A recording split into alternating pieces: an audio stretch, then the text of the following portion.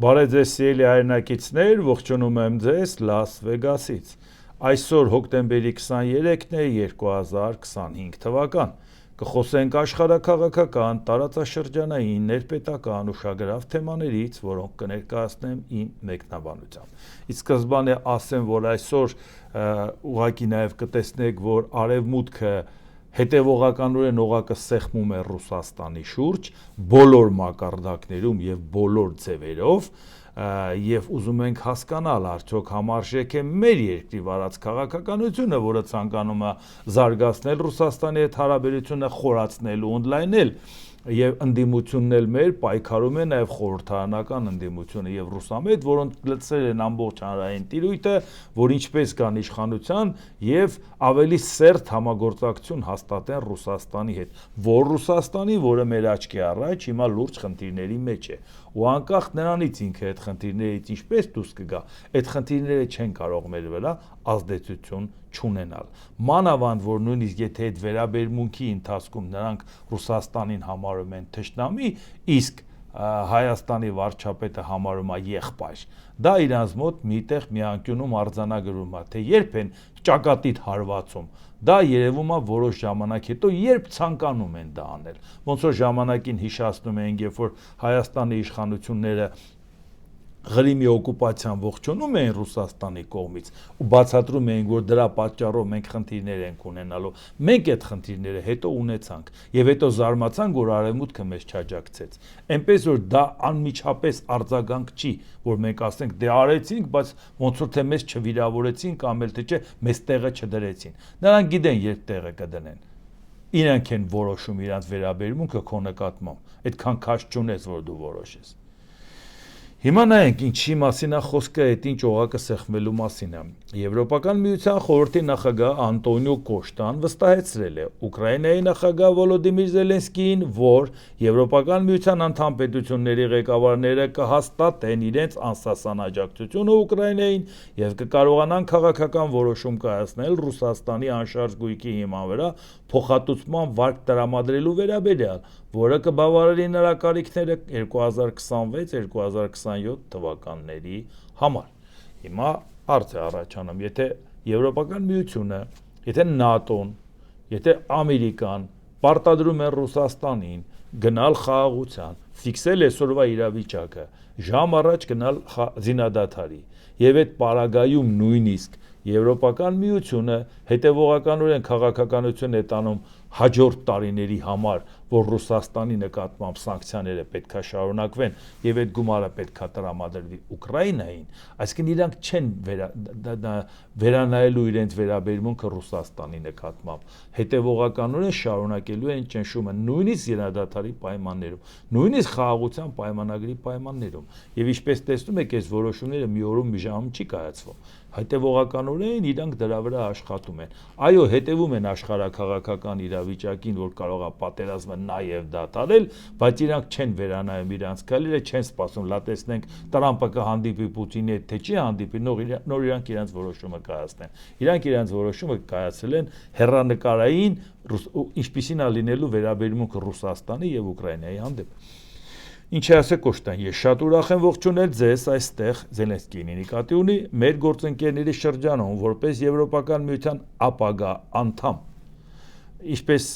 հիշում ենք, Եվրամիության անդամ դառնալու հետ կապված ժամանակացույցը Ուկրաինայի մինչև 2030 թվականն էր, Մոլդովայի հետ միասին, Վրաստանի հետ միասին։ Դե Վրաստանը տեսանք իրան ինչպես պայեց, Մոլդովան այդ գծով գնում է, դա ցույց տվեց եւ նախագահական ընտրությունները, որ Մայա Սանդուն ընտրվեց նախագահ, թեպետ իրենց մոտ խորհրդարանական կառավարման համակարգ է, բայց նախագահի ընտրությամբ իրանք են ցույց տվեցին, որ քվեարկում են նաեւ Եվրամիության անդամակցության հետ կապված, որ այդ քվեարկությունը եղավ։ Եվ բացի դրանից խորհրդարանական ընտրությունների արդյունքում հաղթեցին Եվրամիությանը միանալու հետ կապված կողմնակիցները, այսինքն Մոլդովայի հարցը այլևս պարզ է։ Ուկրաինայինը պատերազմի հետ կապված մտածում են, որքանով է դա արդարացված, չնայած Եվրոպական միությունը գտնում է, որ Ուկրաինան նույնպես այդ ժամանակացույցով դառնալու է։ Իհարկե մինչև 2030-ն էր, բայց Եվրոպարլամենտի լիազորությունն ավարտվում է 29 թվականին, իրանք ասին կարող է այնպես անենք, որ մեր ժամկետի ավարտի ընթացքում այդ հարցերը կարողանան գլուծել, այսինքն 29 թվական մինչև։ Իհարկե Եվրամիությունում Հունգարիան Վիկտոր Օրբանը ասում է, որ մենք դեմ ենք, նրանք պատրաստ չեն, նույնը խոսում է Սլովակիան, Ռոբերտ Ֆիցոն, բայց Եվրամիությունն էլ գնում է հետևյալ ճանապարհով։ Կամ մենք կհասնենք նրան, որ նրանք կհամաձայնվեն, դեմ չեն գնա համաեվրոպական ծրագրին, կամ կհասնենք նրան, որ ի վերջո այդ կարգի որոշումները կոնսենսուսով չընդունվեն։ Այսինքն դեռ իհարկե կոնսենսուսով է ընդունվում, բայց կհասնենք դրան։ Այսինքն մենք թույլ չենք տա, որ այդպիսի լուրջ որոշումների հետ կապված մեկը որոշի եւ վետո դնի։ Հիմա այսինքն նրանք արդեն դիտարկում են Ուկրաինային որպես իրենց ապագա անդամ։ Նախ եւ առաջ, չնայած նախագահ Թրամփի նախաձեռնություններից ստեղծված մեծ սպասումներին, այսօր պարզ է, որ ցավոք այդ նախաձեռնությունները չեն համապատասխանում նախագահ Պուտինի բարեկամքին, եւ Ռուսաստանը ուժեղացնում է իր հարձակումները, ուժեղացնում է իր հարձակումները քաղաքացիական անձանց, քաղաքացիական օբյեկտների վրա, եւ դա նշանակում է, որ մենք պետք է շարունակենք աջակցել մեր պայքարին արդար եւ երկարատև խաղաղության համար, ասել է Կոշտան, դիմելով Զելենսկիին Բրյուսելում Եվրոպական խորհրդի նիստի մեկնարկից առաջ։ Ինչպես տեսնում եք, նաև այդտենց անթակույց հանդիմանանքը Դոնալդ Տրամփի որոշման հետ կապված, որ սպասումները մեծ են, իրականում դա այդպես չի, այնուամենայնիվ Եվրոպան ոչ թե մտածում է, դե եթե Ամերիկան չի անում, առանց Ամերիկայի խաղաղություն չի լինի, մենք չենք մեզ կոտորում, չէ, ընդհակառակը իրանք ավելի են, իրանք ջանքերն ավելացնում այդ ուղղությամբ։ Իսկ հիմա տեսնենք ինչպիսի արձագանքներ կա Ռուսաստանից։ Ռուսաստանի Դաշնության արտգործնախարարության պաշտոնական ներկայացուցիչ Մարիա Զախարովա։ Ռուսաստանի դեմ նրանց կողմից կիրառվող պատժամիջոցները չեն գործում այնպես, ինչպես իրենք էին նախատեսել։ Դրանք հիմնականում աշխատում են Եվրամիության դեմ։ Հիմա հարց է ծագում։ Բա դուք ասում եք Եվրոպան մեր թշնամին է։ Եվրոպան կանգնած է Ուկրաինայի թիկունքին, եւ Եվրոպան չի ցանկանում, որ Ուկրաինան գնա խաղաղության։ Հիմա ասում եք Ամերիկան եւ Եվրոպան սանկցիաներ է կիրառում Ռուսաստանի նկատմամբ, որից տուժում է հենց Եվրոպան։ Բա ուրախացեք, բան չեք ուզվում։ Բառավոտից իրենք ասում եք, այս ինչ սանկցիաներ եք կիրառում, որքանով է դա ճիշտ, ինչու եք տենց բաներ անում եւ այլ եւ այլ։ Ժողովուրդ մի հատ կողմնորոշվեք, հա։ Եթե այսօր այդ սանկցիաներով իրանք ձեր թշնամուն թուլացնում են, բա դուք պետք է որ գայիք զուռնադհոլով գայիք ասուլիսի եւ ասեք Ժողովուրդ ջան, մի հատ ուրախալի լուր ունենք, հերթական սանկցիան իրանք որոշում ընդունեցին, որով կհարվածեն իրանք։ Ում եք խափում Ժողովուրդ ջան։ Այդ սանկցիաները ձեզ ծնկի է բերել։ Ում եք խափում ձեր ժողովրդին, մեզ խափել չեք կարող։ Մենք հեռու ենք ձեզանից, հեռվից ենք դիտում պրոցեսները։ Մոտիկից չենք նայում, որ հանկարծ ինչ որ բանով կարողանանք մեր ուշադրությունը շեղել։ Բա ում եք խափում, Եվրոպային, Ամերիկային, որ այդ սանկցիաները մենակ իրանց է հարված հասցնում, իրանց է հարված հասցնում ու իրանք տենց ինքնասպանալնելով սանկցիաներ են կիրառում։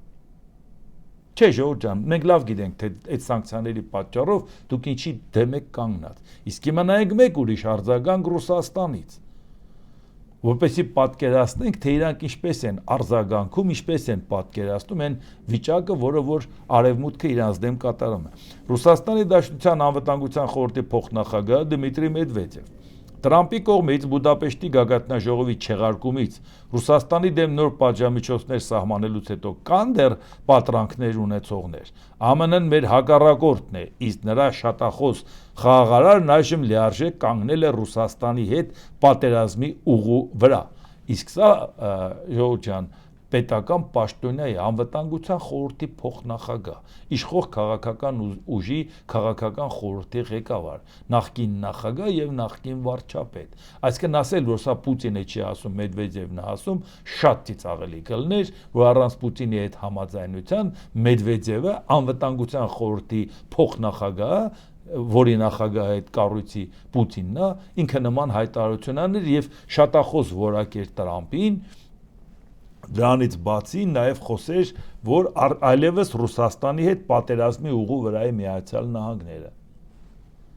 Այո, նա միշտ չէ, որ ակտիվորեն կռվում է բանդերական Կիևի կողմից, բայց սա այժմ նրա հակամարտությունն է, այլ ոչ թե մառազմատիկ Բայդենի։ Այսինքն ասում է հերիք ուրիշի վրա գցես, եթե դու ունեիր պատերազմ չէր լինի, հիմա սա քո պատերազմն է, որովհետև այդ պատերազմի ընթացքում դու կոշտացնում ես քո դիրքը, բայց շատ լավ է, որ Ռուսաստանը հասկանում է ինչա կատարում։ Ռուսաստանը երջանկացել էր, չէ՞ որ մտածում էր, որ Տրամպը ընտրվել է, բայ Մեդվեդևը ոնց էր երջանկացել, որ Տրամպի ականջին կրակել էին։ Ասում էր վերջ, ինքը արդեն ընտրվեց, արդեն քեֆ ուրախության մեջ էին։ Սեղանները գցել էին փողոցներում։ Բայց այն չեք ուզվել։ Այդ նույն Տրամպը չի։ Հա, հասկացավ, որ իրավիճակը ինչ է։ Մի քիչ խորացավ այդ ամեն ինչի մեջ։ Կամաց Պուտինի նկատմամբ համակրանքը, չէ, համակրանքը չի պակասել, ուղղակի ուժի վրա է սկսել կասկածել։ Իհարկե կասեն, որ այլ կերպ չէր կարող, նրան ճնշում էին կոնգրեսում եւ այլն։ Սա չի փոխում գլխավոր կետը, կայացած որոշումները պատերազմի ակտ են Ռուսաստանի դեմ։ Այսինքն Ռուսաստանը պաշտոնական տեսակետ է հայտնում, որ Տրամպի վերաբերմունքը պատերազմի ակտ է Ռուսաստանի դեմ։ Եվ հիմա Տրամպը լիովին դաշնակցել է խելագար Եվրոպայի հետ։ Սա էլ Եվրոպայի նկատմամբ իրենց վերաբերմունքը, որ նոր ասում է, որ իրանք ասում են Եվրոպան է թուշելու սանկցիաներից։ Մեդվեդևի խոսքով Տրամպի հայտարարությունը ունեն նաև դրական կողմեր։ Կարելի է հենց մարտի դաշտում հաղթել Ուկրաինային եւ հարվածել երկրին ամենատարբեր զենքերով, խնդիրը լուծելով առանց սեղանի շուրջ նստելու։ Բայց թե տենց կարող եք հարվածել ու խնդիրը լուծել առանց սեղանի շուրջ նստելու 4 տարի, բա ինչ էի գանում։ Բա որ Պուտինն ասում էր ամեն ինչ գնում է ըստ պլանի։ Այսինքն իր պլանը նա էր, որ 4 տարի տկրվեիք, որ Ուկրաինան պետք է հարվածեր Ռուսաստանին, որ այդքան սանկցիաների տակ է եկնա։ Եթե Պուտինի պլանը սա է, տարեք Պուտինին ոտերից կախեք Լենինի դամբարանից։ Բան չի չեք անում։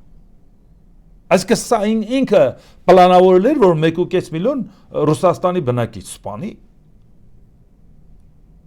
Իր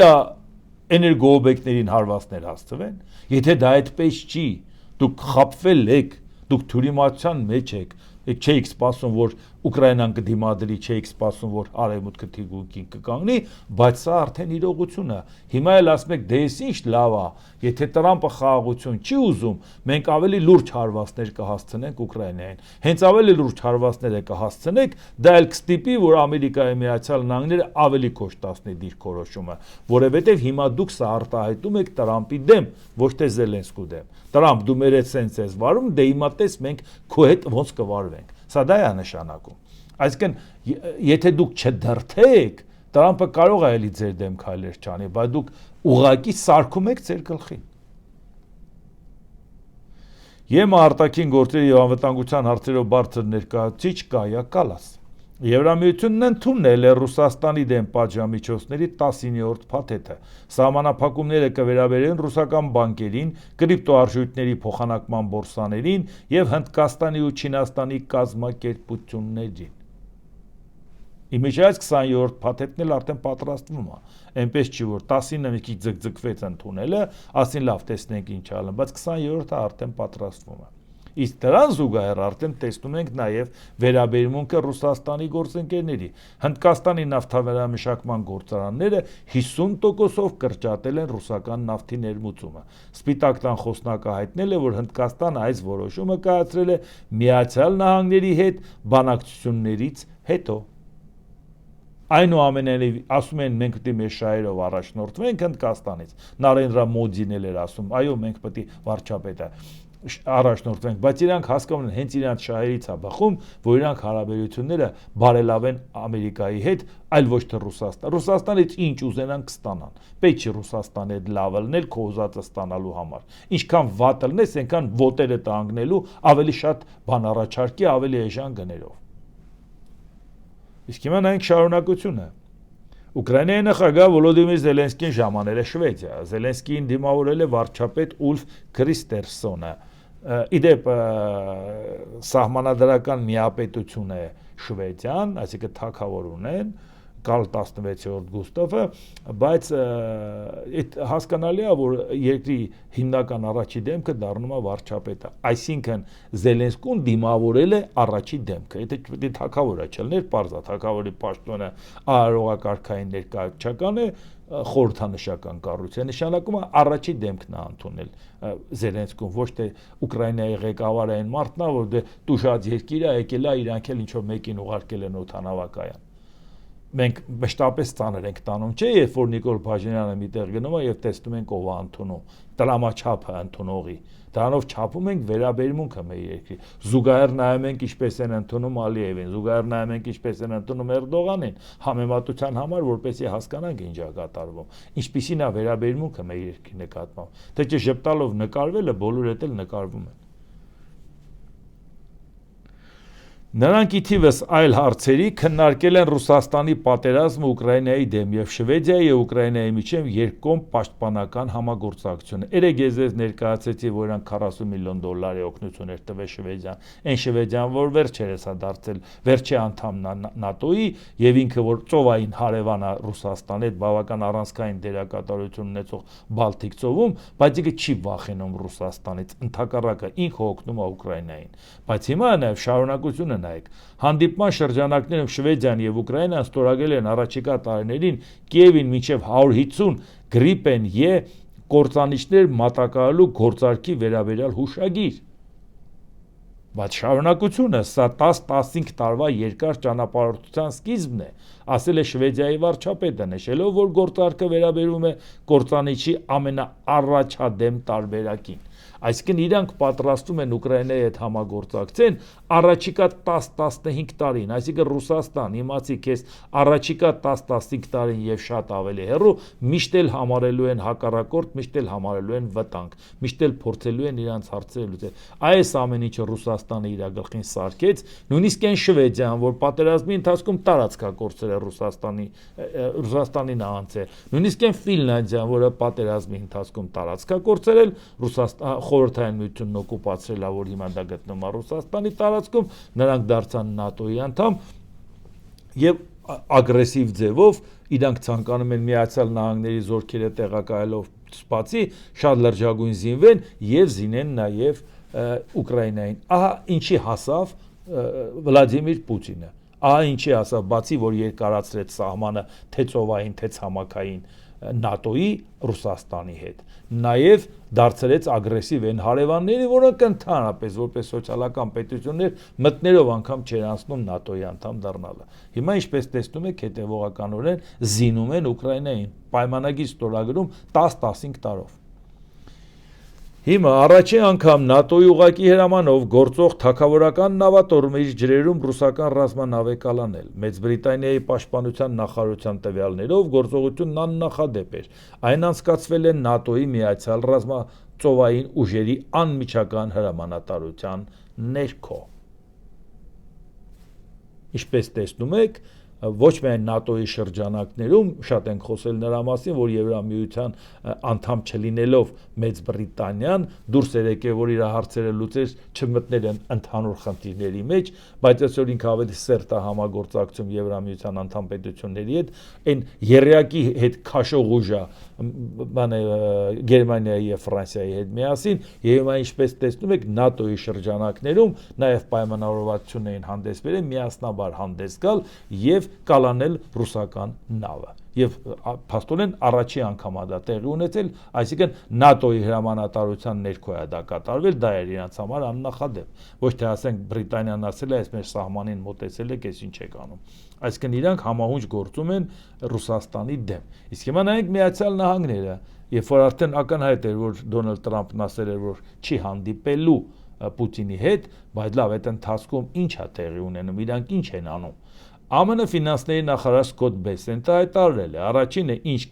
կհայտարարենք Ռուսաստանի դեմ պատժամիջոցների էական խստացումն է։ Պատժամիջոցների խստացմամբ ԱՄՆ-ն ցանկանում է Ռուսաստանին նստեցնել բանակցությունների սեղանի շուրջ եւ վերջ դնել ռուս-ուկրաինական պատերազմին։ Այսինքն իրանք հասկացել են, որ առանց ճնշման Ռուսաստանի հետ դու խաղաղության չես գնա, ոչ թե նրա համար Ռուսաստանը խաղաղություն չի ուզում, որտեղ ցանկանում է, որտեղ նա ձև չունի այս պատերազմում դադարացնելու, շատ ենք խոսել այդ մասին։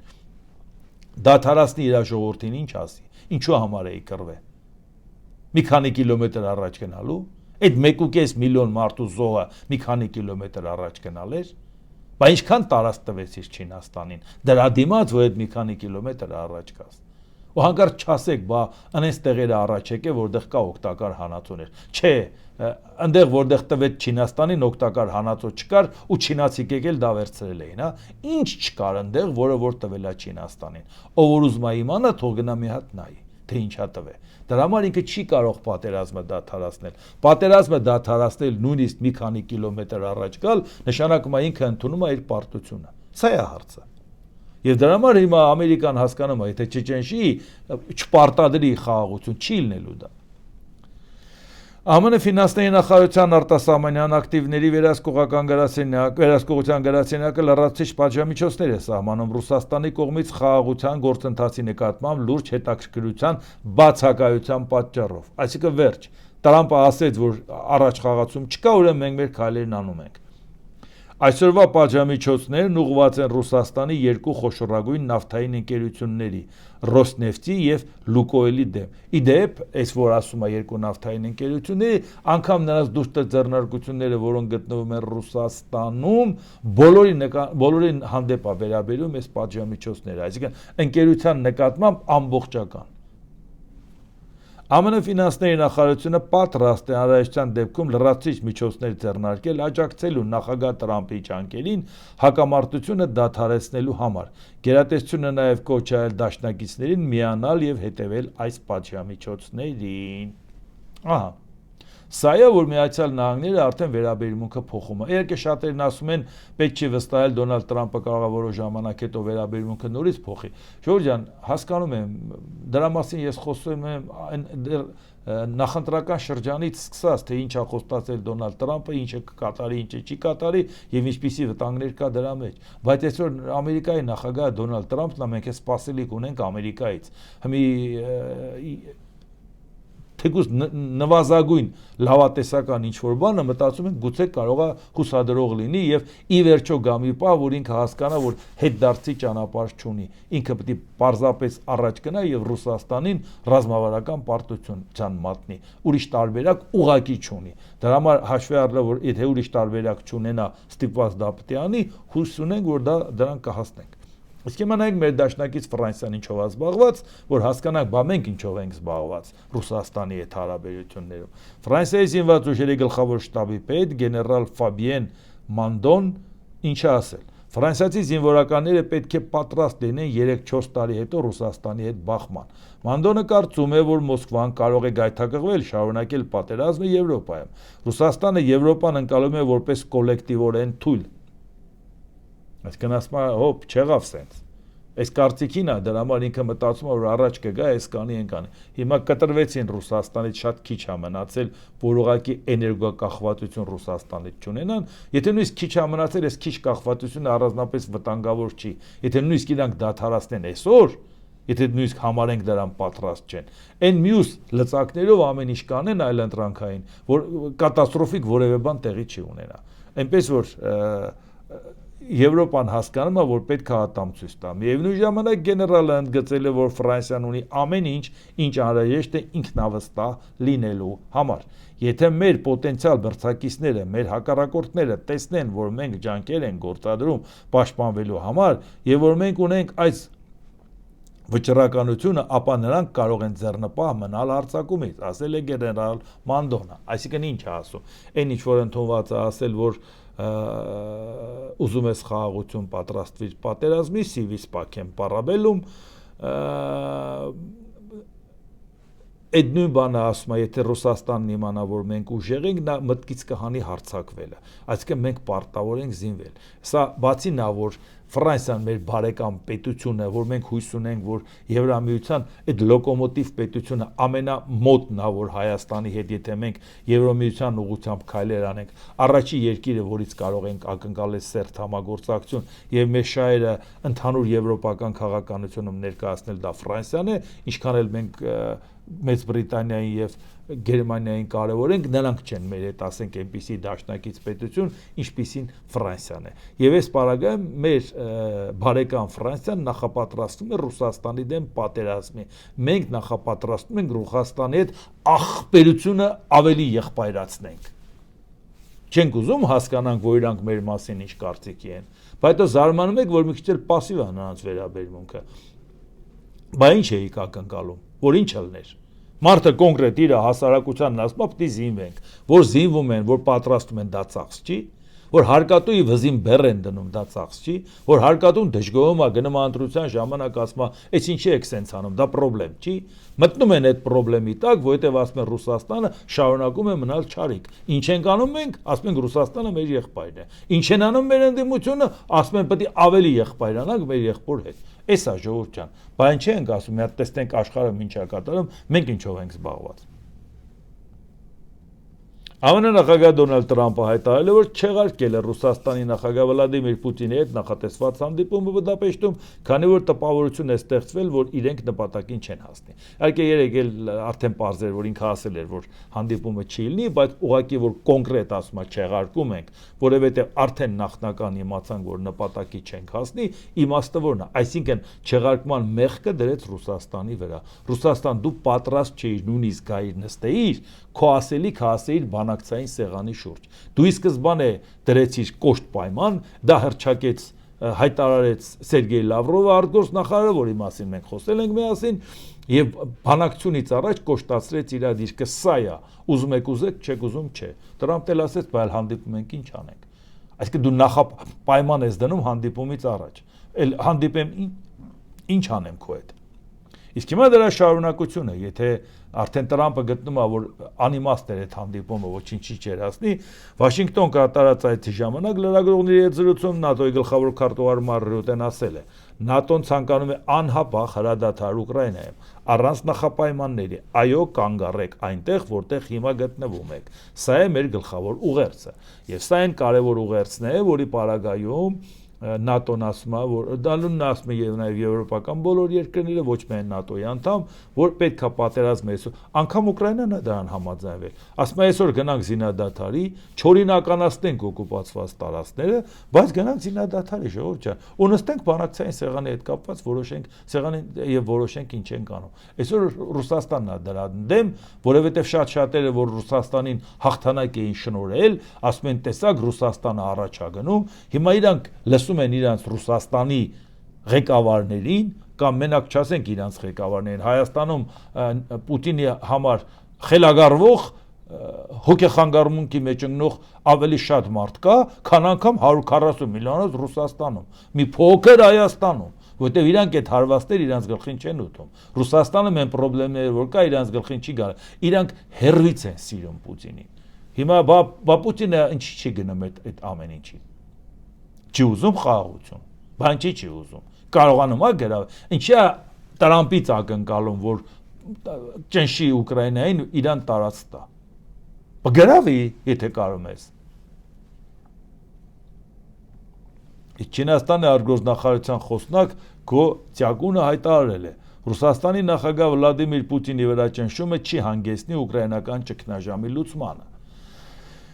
Թվում է թե դե նկատի ունի, որ պետք չի Պուտինին ճնշել, բայց իրականում դա չի հարցը։ Մենք շարունակությունը նայենք, թե ինքը ինչի համար է դա ասում։ Երկխոսությունը եւ բանակցությունները Ուկրաինայում ճգնաժամի կարգավորման միակ հնարավոր ճանապարհն են։ Հարկադրանքը եւ ճնշումը չեն լուծի խնդիրը։ Դիվանագետը պատասխանել է արևմտյան լրագրողի հարցին, որ խնդրել էր մեկնաբանել ԱՄՆ նախագահ Դոնալդ Տրամպի այն կարծիքը, թե Չինաստանի նախագահ Սի Ցզինպինը կարող է զգալիորեն ազդել Պուտինի վրա Ուկրաինայի հարցում։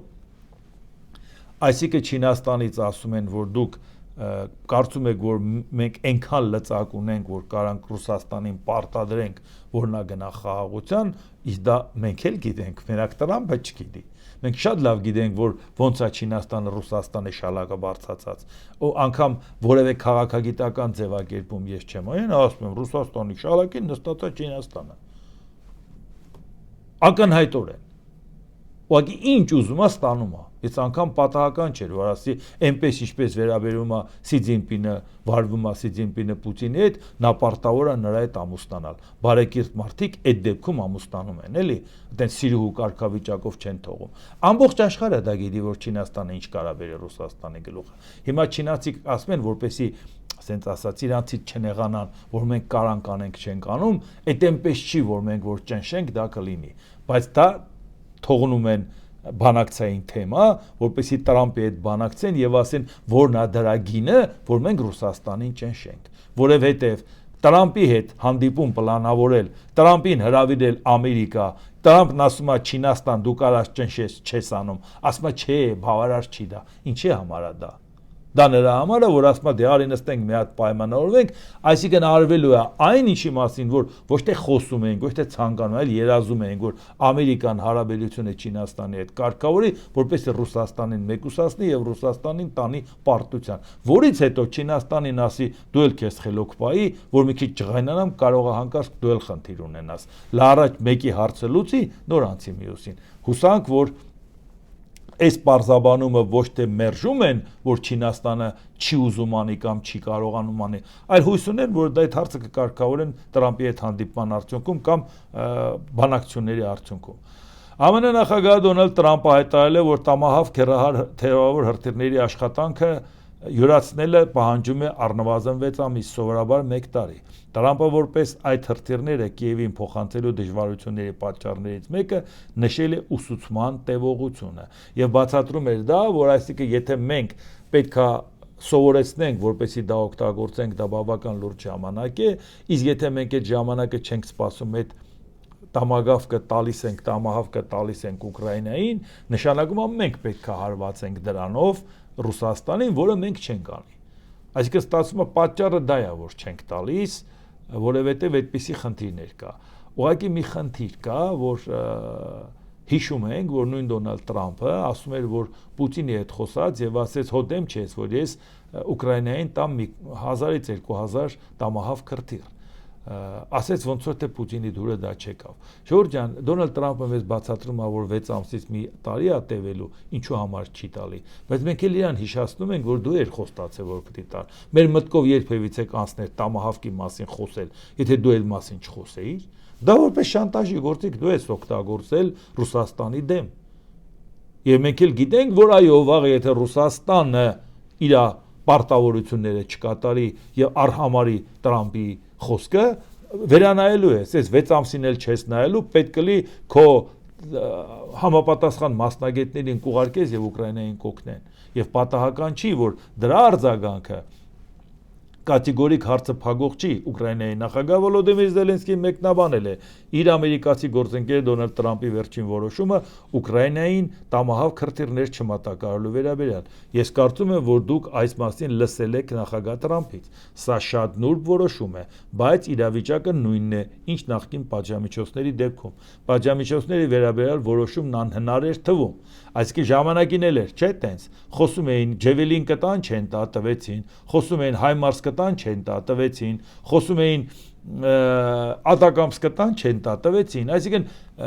խոսում են սանկցիաներ ինչի պիտի կիրառեն Ռուսաստանն օկուպանտ չի, դա էլ արեցին։ Այսինքն ուզում ասի դա ժամանակի խնդիր է, էլի, այն որ Դոնալդ Տրամփն ասել է կատեգորիկ չի մերժել, բացի այդ էլ Իրան իրավունք է վերապահում Զելենսկին ասի, որ կարող է Տրամփը վերանայի իր վերաբերմունքը, ինչպես վերանայել են այն մնացած դեպքերում։ Այսինքն մենք այժմ տեսնում ենք այս էներգետիկ պատժամիջոցների վերաբերյալ որոշումը, որոնք շատ կարևոր են, եւ այսպես կարծում եմ, որ երկարաժամկետ հեռանկարով մենք ապագայում նմանատիպ որոշում կունենանք այս հարցի վերաբերյալ, բայց դա կախված է ամերիկյան կողմից, ընդգծել է Ուկրաինայի նախագահը։ Այսինքն Ամերիկայի Միացյալ Նահանգները դա կպահի շանտաժի գործիք, Ռուսաստանը եթե շատ վատ հասկանա ինչա կատարում, Միացյալ Նահանգները այդ հարցը առաջ կտանի։ Եվ պատահական չի, որ Ռուսաստանը կհասկանա, որ անիմաստ է պատերազմը շարունակել, բայց դեռ ինքը հույս ունի, որ Դոնալդ Տրամփը իր վերաբերմունքը այնուամենայնիվ կփոխի։ Դա է պատճառը, որ դեռ իրանք այդ հույսով ավելի են ընկղմում այդ ճահիճի մեջ։ Իսկ հիմա նայենք ինչա կատարում մեկ ուրիշ հարցում, որը պակաս կարևոր չի նաև մեր տարածաշրջանի համար։ ԱՄՆ պետքարտուղար Մարկո Ռուբիոն հայտարարել է, որ Իսրայելի Կնեսետը, այսինքն պարլամենտը,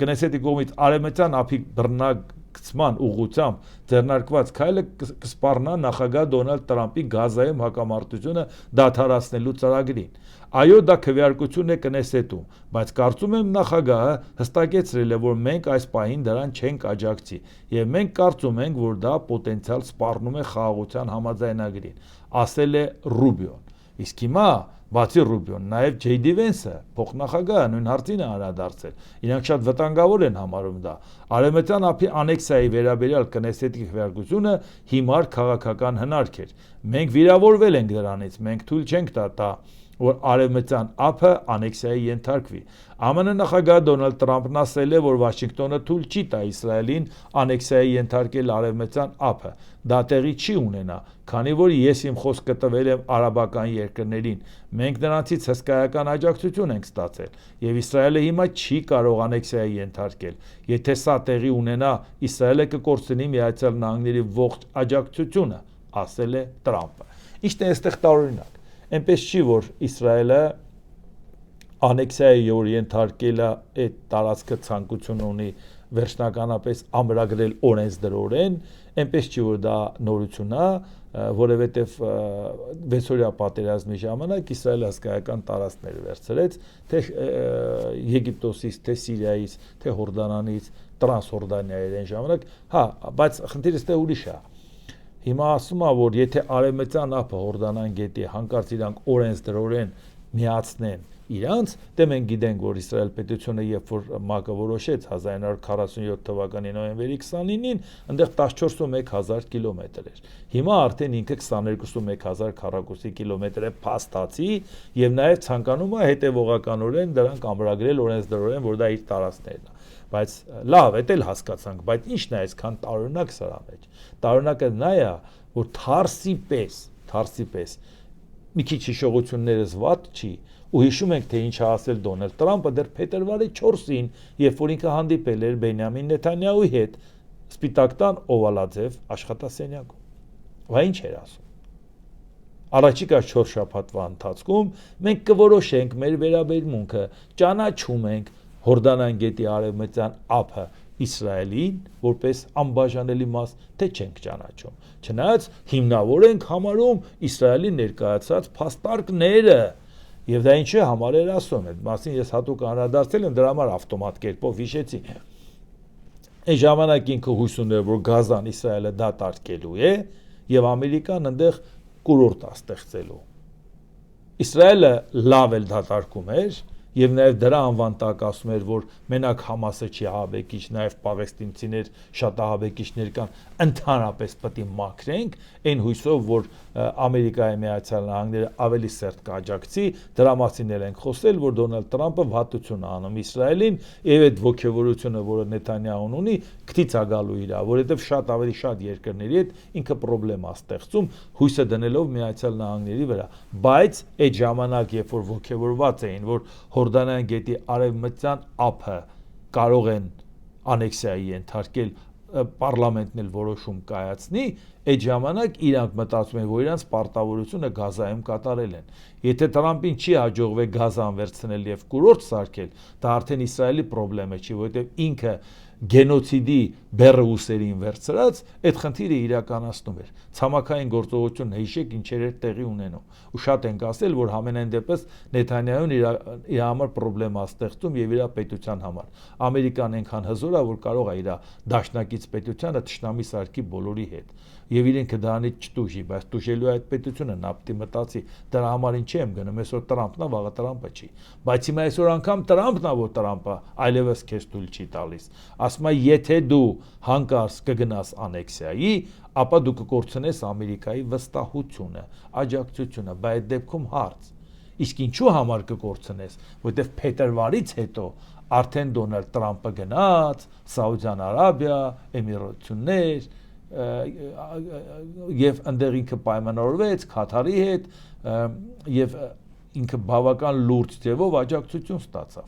Այսինքն այդ գործընկերային հարաբերությունը, որը Իսրայելի հետ ունենք, անում ենք ավելին, քան մեզանից առաջ որևէ նախագահ արել է, բայց եթե արաբները մի հատ լավ գին կվճարեն, Իսրայելին կասենք վերջ, քուշայերը առաջնային չի։ Այսա նրա համար, որ այն մարդիկ, ովքեր շատ ոգևորված են Ամերիկայի Միացյալ Նահանգների նախագահի երաշխիքներից, բարբերաբար ասել են, Ժողովուրդ ջան, մենք երբեք չենք հասնի նրան, որ մենք Ամերիկայի համար լինենք այնպիսի դաշնակից, ինչպես Իսրայելը Ամերիկայի համար, բայց նույնիսկ այդ պարագայում Իսրայելը չափը անցավ վստահելով Դոնալդ Տրամպի աջակցությանը, որի պարագայում նա կարող է իսկապես խնդիրներ ունենա։ Ինչպես տեսնում եք, խնդիրներից մեկը սա է։ Ուսամենակ հարցը դա չի, որ վերաբերվի արևմտյան ափին։ Կարելի է ասել, որ դա չի ամենամեծ խնդիրը, որ այսօր Իսրայելը ունի։ Իսրայելը ունի շատ ավելի լուրջ խնդիր։ Ամբողջ աշխարհը իմացավ, որ Դոնալդ Տրամպի սերը Իսրայելի հանդեպ չափվում է որոշակի գումարով, որը խոստացել են ներդնել Ամերիկայի Միացյալ Նահանգներում արաբական երկրները եւ որոնք ասել են, որ Պաղեստինի շահերը դու պետք է պաշտպանես։ Այսինքն սա նշանակում է ուղղակի ապտակ Իսրայելին, որ այդքան մի ոգևորվեք Դոնալդ Տրամպի վրա հույս տնելով, որովհետեւ ասելով, որ Հորդանան գետի արևմտյան ափը թույլ չեմ տա անեքսիայի ենթարկես, նշանակում է ասելով, որ կա սահման քեզ աջակցելու։ Մեկ ուրիշ հարցում էլ կարող է կանգնենք, ասենք սենց պետք է անես։ Մի ուրիշ հարցում էսպես պետք է անես։ Սա նաև նրա համար է, որ մենք Հայաստանում հասկանանք, որ ի վերջո Իսրայելն իր հարցը կլուծի Ամերիկանել, իրանց դարդը մերը չի, բայց իրանց դարդը ուսումնասիրում ենք, որ մենք խնդիրներ չունենանք։ Մենք չգերագնահատենք հանկարծ այն աջակցությունը, որ Միացյալ Նահանգները մեզ կտրամադրի կապված Տրամպի ուղի հետ այն դեպքում, երբ որ դա մեզ անվտանգության ոչ մի երաշխիք չի տվել։ Այն դեպքում, եւ դա ընդհանրապես տնտեսական ծրագիր է, եւ եթե այդ տնտեսական ծրագրում անվտանգային բաղադրիչ լիներ, Հայաստանի իշխանությունները զուգահեռաբար չէին խորացնի հարաբերությունը Ռուսաստանի հետ, ընդհակառակը կմտածեին դա նվազեցնելու։ Եվ բացի դրանից, եթե նույնիսկ ոչ թե աստիճանաբար կնվազեցնել, հրապարակային չէր հայտարարի, որ Պուտինը Ռուսաստանը եղբայրական պետություն է, հարաբերությունը պետք է շարունակենք։ Այսինքն դա արդեն Նիկոլ Փաշինյանը հայտարարեց, որ իմացեք Ժողովուրդ ջան, ինչ է կատարվում։ Իսկ այս պարագայում մենք որ ամեն ինչը տեսնում ենք, մեկ Նիկոլ Փաշինյանը երջանկացած ասում է, բա գիտեք, տանձի արձահանումը շատացել է ու հիմնականում Ռուսաստան։ Դա ինտենսիվ այգիների շնորհքն է եւ այլ եւ այլ։ Այս ամեն ինչից ինքը հետ է հասկացել, Ժողովուրդ ջան։ Այո, որ տանձը արտահանվում է, շատ լավ է։ Այո, որ ինտենսիվ այգիներ են ստեղծում, դա էլ է շատ լավ, դա շատ թանկ հաճույք է, շատ լուրջ ծախսատար։ Եվ հետո դե այսօր ասեք, որ այդքան տոկոս բարձրացել է արտահանումը տանձի։ Քանի տոկոսն է Ռուսաստան։ Վաղը մյուսը Ռուսաստանը խնդիրներ ունեցավ, այդ խնդիրը մեր տնտեսվարողը չի ունենալու։ Վաղը մյուս օրը Ռուսաստանը հարաբերությունը արևմուտքի հետ լավացրեց, այդ նույն ապրանքը ուրիշ տեղից չի ստանալու, Հայաստանի ճանապարհահող չի կարճանալու դեպի Ռուսաստան։ Իսկ մենք ասում ենք, իսկ երբ որ դու այդ արտահանումը ավելացրել ես, նայել ես, որ դիվերսիֆիկացնես, նայել ես, որ դա ուրիշ տեղ տանես, որտեղ ինչքան Ռուսաստան դու արտահանումն ավելացնում ես, այնքան ավելացնում ես կախվածությունը, բացի դա, անկանխատեսելի գործունեություն ես տնտեսական կառուցում։ Ցանկացած պահի դա կարող է փակվել քաղաքական դրդապատճառներով, սանկցիաների պատճառներով, արևմուտքի հետ լավ կամ վատ հարաբերությունների պատճառով, բայց մարդիկ միլիոնավոր դոլարներ են դնում այն հույսով, որ դա հեռանկարային է։ Իսկ այդ հեռանկարային կարող է լինել, որ մենք իսկապես այլընտրանք ունենայինք, դիվերսիֆիկացնեինք մեր արտահանումը, մի բան, որ այսօր տեղի չի ունենում։ Բա Նիկոլ Փաշինյան, այս ամեն ինչից դու մենակ այդ հասկացար, որ այնուամենայնիվ շատ լավ է, որ Ռուսաստանի հետ տանձի արտահանումը բարձրացել է։ Մենք շատ լավ ենք աշխատում, հա։ Սա է քո աշխատանքի հիմա, բայց մնացածի հետ կապված ով պետք է անի, որ Հայաստանի քաղաքացին այս ամբողջ ինֆորմացիան մենակ ինչ չի որ լսում, այդ ամբողջ ինֆորմացիան տարբեր տեղերից լսում է։ Մարդը մտահոգված է, ուզում է տեսնի իր երկրի արձագանքը, որն է տենում արձագանքը տանձն է, Ժողովուրդ ջան։ Դե որովհետև ինչպես ասում են, մեր ժողովուրդ, մեր իշխանությունների համապատասխան մրգին չի, էլի, թե ինչ է կատարվում աշխարհում, իրանց համար կարևորը իրանց գործերն է։ Դե ինչ այսօր այսքանը, եթե հավանեցիք սեղմեք լայք կոճակը, բաժանորդագրվեք այդ Վարդան Անտենյան YouTube-յան ալիքին, սեղմեք զանգակ կոճակը, գրեք մեկնաբանություններ, գրեք հարցեր, դիտեք եւ դատեք ինքներդ։ Շնորհակալություն։